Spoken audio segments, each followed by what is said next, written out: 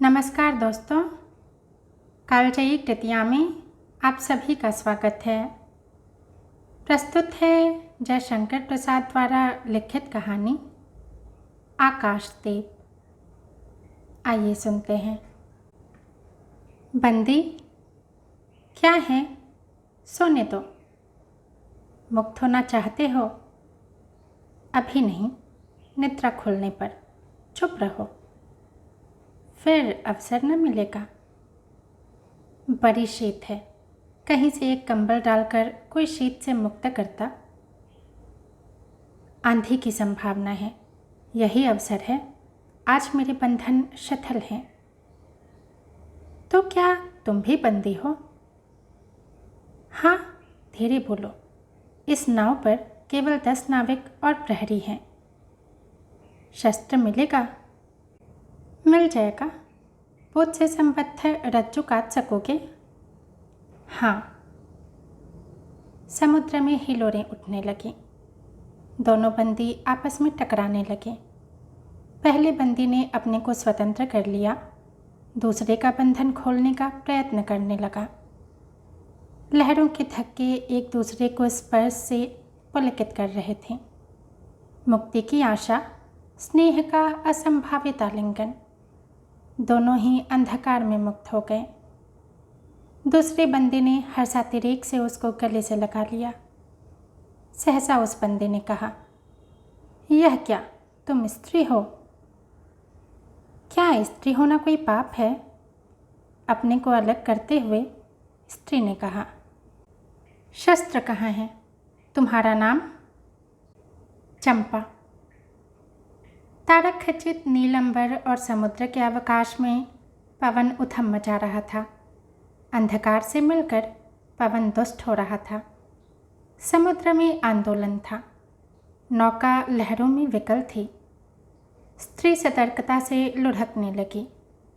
एक मतवाले नाविक के शरीर से टकराती हुई सावधानी से उसका कृपाण निकालकर फिर लुढ़कते हुए बंदी के समीप पहुंच गई।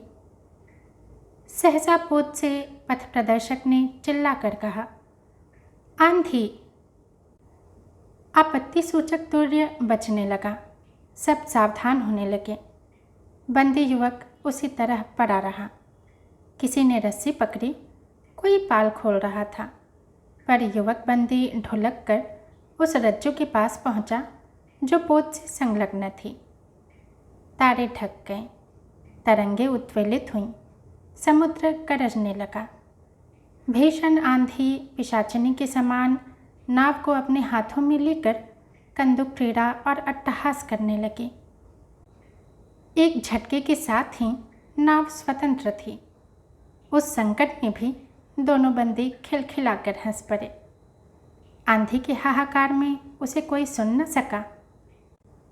अनंत जलनिधि में उषा का मधुर आलोक फूट उठा। सुनहली किरणों और लहरों की कोमल सृष्टि मुस्कराने लगी। सागर शांत था। नाविकों ने देखा, पोत का पता नहीं, बंदी मुक्त है। नायक ने कहा, बुधगुप्त, तुमको मुक्त किसने किया? कृपाण दिखाकर बुधगुप्त ने कहा, इसने। नायक ने कहा, तो तुम्हें फिर बंदी बनाऊंगा। किसके लिए? पोताध्यक्ष मणिभद्र अतल जल में होगा। नायक, अब इस नौका का स्वामी मैं हूं। तुम? जलदस्यु बुधगुप्त, कदापि नहीं। चौंक कर नायक ने कहा, और वह अपना कृपाण टटोलने लगा। चंपा ने इसके पहले उस पर अधिकार कर लिया था। वह क्रोध से उछल पड़ा। तो तुम द्वंद्व युद्ध के लिए प्रस्तुत हो जाओ। जो विजयी होगा वह स्वामी होगा। इतना कहकर बुधगुप्त ने कृपाण देने का संकेत किया। चंपा ने कृपाण नायक के हाथ में दे दिया। भीषण घात प्रतिघात आरंभ हुआ। दोनों कुशल, दोनों त्वरित गति वाले थे। बड़ी निपुणता से बुधगुप्त ने अपना कृपाण दांतों से पकड़कर अपने दोनों हाथ स्वतंत्र कर लिए। चंपा भय और विस्मय से देखने लगी। नाविक प्रसन्न हो गए, परंतु बुद्धगुप्त ने लाघव से नायक का कृपाण वाला हाथ पकड़ लिया और विकट हुंकार से दूसरा हाथ कटी में डाल उसे गिरा दिया। दूसरे ही क्षण प्रभात के किरणों में बुद्धगुप्त का विजयी कृपाण उसके हाथों में चमक उठा। नायक की कातर आंखें प्राण भिक्षा मांगने लगी। बुद्धगुप्त ने कहा, बोलो, अब स्वीकार है कि नहीं? मैं अनुचर हूँ, वरुण देव की शपथ, मैं विश्वासघात नहीं करूँगा। बुद्धगुप्त ने उसे छोड़ दिया। चंपा ने युवक जलदस्यु के समीप आकर उसके क्षतों को अपनी स्निग्ध दृष्टि और कोमल करों से वेदना विहीन कर दिया। बुद्धगुप्त के सुगठित शरीर पर रक्त बिंदु विजय तिलक कर रहे थे। विश्राम लेकर बुद्धगुप्त ने पूछा, हम लोग कहाँ होंगे? बाली द्वीप से बहुत दूर, संभवतः एक नवीन द्वीप के पास, जिसमें अभी हम लोगों का बहुत कम आना जाना होता है। सिंघल के वणिकों का वहाँ प्राधान्य है। कितने दिनों में हम लोग वहाँ पहुँचेंगे? अनुकूल पवन मिलने पर 2 दिन में। तब तक के लिए खाद्य का अभाव न होगा। सहसा नायक ने नाविकों को डांट लगाने की आज्ञा दी और स्वयं पतवार पकड़कर बैठ गया। बुद्धगुप्त के पूछने पर उसने कहा, यहाँ एक जलमग्न शिलाखंड है, सावधान न रहने से नाव टकराने का भय है। तुम्हें इन लोगों ने बंदी क्यों बनाया? वणिक मणिभद्र की पाप वासना ने। तुम्हारा घर कहाँ है? जाह्नवी के तट पर, चंपा नगरी की एक क्षत्रिय बालिका हूँ। पिता इसी मणिभद्र के यहाँ प्रहरी का काम करते थे। माता का देहावसान हो जाने पर मैं भी पिता के साथ नाव पर ही रहने लगी। 8 बरस से समुद्र ही मेरा घर है। तुम्हारे आक्रमण के समय मेरे पिता ने ही 7 दस्युओं को मारकर जल समाधि ली। 1 मास हुआ इस नील नभ के नीचे, नील जलनिधि के ऊपर एक भयानक अनंतता में निस्सहाय हूँ, अनाथ हूँ। मणिभद्र ने मुझसे एक दिन घृणित प्रस्ताव किया। मैंने उसे गालियाँ सुनाई। उसी दिन से बंदी बना दी गई। चंपा रोष से जल रही थी। मैं भी ताम्रलिप्त का एक क्षत्रिय हूँ चंपा, परंतु दुर्भाग्य से जलदस्यु बनकर जीवन बिताता हूँ। अब तुम क्या करोगी? मैं अपने अदृष्ट को अनिर्दिष्ट ही रहने दूंगी, वह जहाँ ले जाए। चंपा की आंखें निस्सीम प्रदेश में निरुद्देश्य थीं। किसी आकांक्षा के लाल डोरे न थे। धवल अपांगों में बालकों के सदृश विश्वास था। हत्या व्यवसायी दस्यु भी उसे देखकर कांप गया। उसके मन में संभ्रमपूर्ण श्रद्धा यौवन की पहली लहरों को जगाने लगी। समुद्र वक्ष पर विलंबमयी राग रंजित संध्या थिरकने लगी। चंपा के असंयत कुंतल उसकी पीठ पर बिखरे थे। दुर्दांत दस्युओं ने देखा अपनी महिमा में अलौकिक एक तरुण बालिका। वह विस्मय से अपने हृदय को टटोलने लगा। उसे एक नई वस्तु का पता चला, वह थी कोमलता। उसी समय नायक ने कहा, हम लोग द्वीप के पास पहुंच गए। बेला से नाव टकराई। चंपा निर्भीकता से कूद पड़ी। मांझे भी उतरे। बुद्धगुप्त ने कहा, जब इसका कोई नाम नहीं है तो हम लोग इसे चंपा द्वीप कहेंगे। चंपा हंस पड़ी। 5 बरस बाद शरद के धवल नक्षत्र नील गगन में झलमला रहे थे। चंद्र के उज्ज्वल विजय पर अंतरिक्ष में शरद लक्ष्मी ने आशीर्वाद के फूलों और खीलों को बिखेर दिया। चंपा के एक उच्च सौध पर बैठी हुई तरुणी चंपा दीपक जला रही थी। बड़े यत्न से अभ्रक की मंजूसा में दीप धरकर उसने अपनी सुकुमार अंगुलियों से डोरी खींची। वह दीपाधार ऊपर चढ़ने लगा। भोली भाली आंखें उसे ऊपर चढ़ते बड़े हर्ष से देख रही थीं। डोरी धीरे धीरे खींची गई। चंपा की कामना थी कि उसका आकाश दीप नक्षत्रों से हिल मिल जाए। किंतु वैसा होना असंभव था। उसने आशा भरी आंखें फिरा लीं। सामने जलराशि का रजत श्रृंगार था। वरुण बालिकाओं के लिए लहरों से हीरे और नीलम की क्रीड़ा शैलमालाएं बना रही थीं, और वे मायाविनी छलनाएं अपनी हंसी का कलनाद छोड़कर छिप जाती थीं। दूर दूर से धीवरों का वंशी झनकार उनके संगीत सा मुखरित होता था। चंपा ने देखा कि तरल संकुल जलराशि में उसके कंडल का प्रतिबिंब अस्त व्यस्त था। यह अपनी पूर्णता के लिए सैकड़ों चक्कर काटता था। वह अनमनी होकर उठ खड़ी हुई। किसी को पास न देखकर पुकारा, जया। एक श्यामा युवती सामने आकर खड़ी हुई। वह जंगली थी। नील नभोमंडल से मुख में शुद्ध नक्षत्रों की पंक्ति के समान उसके दांत हंसते ही रहते। वह चंपा को रानी कहती। बुधगुप्त की आज्ञा थी। महानाविक कब तक आवेंगे? बाहर पूछो तो, चंपा ने कहा। जया चली गई। दुराकत पवन चंपा के अंचल में विश्राम लेना चाहता था। उसके हृदय में गुदगुदी हो रही थी। आज न जाने क्यों वह बेसुध थी। एक दीर्घकाय दृढ़ पुरुष ने उसकी पीठ पर हाथ रखकर चमत्कृत कर दिया। उसने फिर कर कहा, बुधगुप्त। बावली हो क्या? यहाँ बैठी हुई अभी तक दीप जला रही हो? तुम्हें यह काम करना है? शेर निधिशाई अनंत की प्रसन्नता के लिए क्या दासियों से आकाश दीप जलवाऊं? हंसी आती है। तुम किसको दीप जलाकर पथ दिखलाना चाहती हो? उसको जिसको तुमने भगवान मान लिया है। हाँ, वह भी कभी भटकते हैं, भूलते हैं, नहीं तो बुधगुप्त को इतना ऐश्वर्य क्यों देते? तो बुरा क्या हुआ इस द्वीप की अधीश्वरी चंपा रानी? मुझे इस बंदी गृह से मुक्त करो। अब तो बाली, चावा और सुमात्रा का वाणिज्य केवल तुम्हारे ही अधिकार में है महानाविक। परंतु मुझे उन दिनों की स्मृति सुहावनी लगती है जब तुम्हारे पास एक ही नाव थी और चंपा के उपकूल में पन्य लाद कर हम लोग सुखी जीवन बिताते थे। इस जल में अगणित बार हम लोगों की तरी आलोकमय प्रभात में तारिकाओं की मधुर ज्योति में थिरकती थी। बुधगुप्त, उस विजन अनंत में जब माझी सो जाते थे, दीपक बुझ जाते थे, हम तुम परिश्रम से थक कर पालों में शरीर लपेट कर एक दूसरे का मुंह क्यों देखते थे? वह नक्षत्रों की मधुर छाया।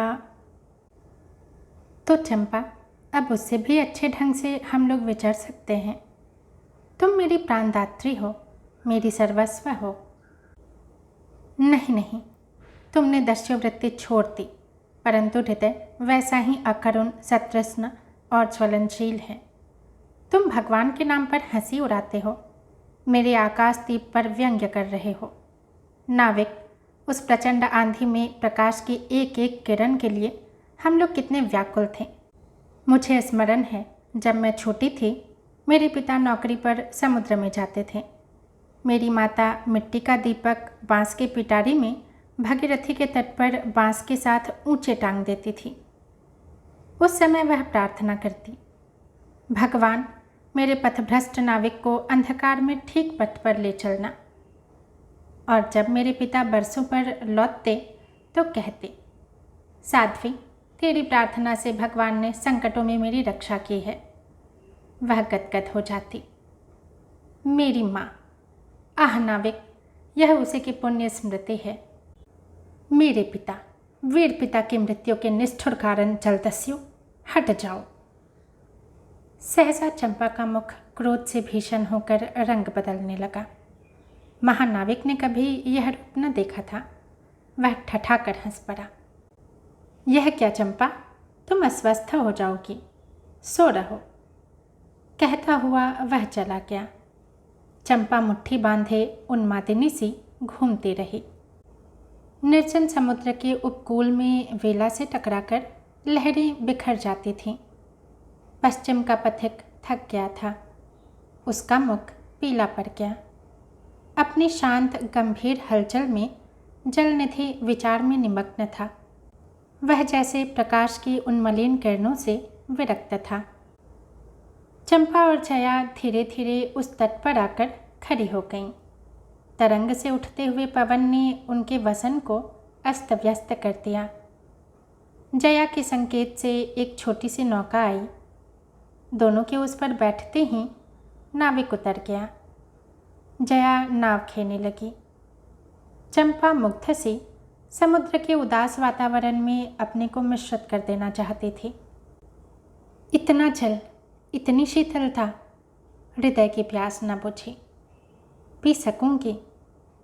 नहीं तो जैसे वेला में चोट खाकर सिंधु चिल्ला उठता है, उसी के समान रोदन करूं, या जलते हुए स्वर्ण गोलक सदृश अनंत जल में डूबकर बुझ जाऊं। चंपा के देखते देखते पीड़ा और ज्वलन से आरक्त बिंब धीरे धीरे सिंधु में चौथाई आधा फिर संपूर्ण विलीन हो गया। एक दीर्घ निश्वास लेकर चंपा ने मुंह फेर लिया। देखा तो महानाविक का बजरा उसके पास है। बुधगुप्त ने झुककर हाथ बढ़ाया। चंपा उसके सहारे बजरे पर चढ़ गई। दोनों पास पास बैठ गए। इतनी छोटी नाव पर इधर घूमना ठीक नहीं। पास ही वह जलमग्न शैलखंड है। कहीं नाव टकरा जाती या ऊपर चढ़ जाती चंपा तो अच्छा होता। बुधगुप्त, जल में बंदी होना कठोर प्राचीरों से तो अच्छा है। आह चंपा, तुम कितनी निर्दय हो। बुधगुप्त को आज्ञा देकर देखो तो वह क्या नहीं कर सकता। जो तुम्हारे नए द्वीप की सृष्टि कर सकता है, नई प्रजा खोज सकता है, नए राज्य बना सकता है, उसकी परीक्षा लेकर देखो तो। कहो चंपा, वह कृपान से अपना हृदय पिंड निकाल अपने हाथों अतल जल में विसर्जन करते। महानाविक, जिसके नाम से बाली, चावा और चंपा का आकाश गूंजता था, पवन थर्राता था, घुटनों के बल चंपा के सामने छलछलाई आंखों से बैठा था। सामने शैलमाला की चोटी पर हरियाली में विस्तृत जलदेश में नील पिंगल संध्या, प्रकृति की सहृदय कल्पना, विश्राम की शीतल छाया, स्वप्नलोक का सृजन करने लगी। उस मोहिनी के रहस्यपूर्ण नील जाल का कुहक स्फुट हो उठा। जैसे मदिरा से सारा अंतरिक्ष सिक्त हो गया। सृष्टि नील कमलों से भर उठी। उस सौरभ से पागल चंपा ने बुधगुप्त के दोनों हाथ पकड़ लिए। वहाँ एक आलिंगन हुआ, जैसे क्षितिज में आकाश और सिंधु का। किंतु परिरंभ में सहजा चैतन्य होकर चंपा ने अपनी कंचुकी से एक कृपाण निकाल लिया। बुधगुप्त, आज मैं अपने प्रतिशोध का कृपाण अतल जल में डुबो देती हूँ। हृदय ने छल किया, बार बार धोखा दिया। चमक कर वह कृपाण समुद्र का हृदय बेधता हुआ विलीन हो गया। तो आज से मैं विश्वास करूं, क्षमा कर दिया गया? आश्चर्य कंपित कंठ से महानाविक ने पूछा। विश्वास? कदापि नहीं बुधगुप्त। जब मैं अपने हृदय पर विश्वास नहीं कर सकी, उसी ने धोखा दिया, तब मैं कैसे कहूँ? मैं तुम्हें घृणा करती हूँ, फिर भी तुम्हारे लिए मर सकती हूँ। अंधेर है जलदस्यु, तुम्हें प्यार करती हूँ। चंपा रो पड़ी। वह स्वप्नों की रंगीन संध्या तुमसे अपनी आंखें बंद करने लगी थी। दीर्घ निश्वास लेकर महानाविक ने कहा, इस जीवन की पुण्यतम घड़ी की स्मृति में एक प्रकाश गृह बनवाऊंगा चंपा, यहीं उस पहाड़ी पर। संभव है कि मेरे जीवन की धुंधली संध्या उससे आलोकपूर्ण हो जाए। चंपा के दूसरे भाग में एक मनोरम शैलमाला थी। वह बहुत दूर तक सिंधु जल में निमग्न थी।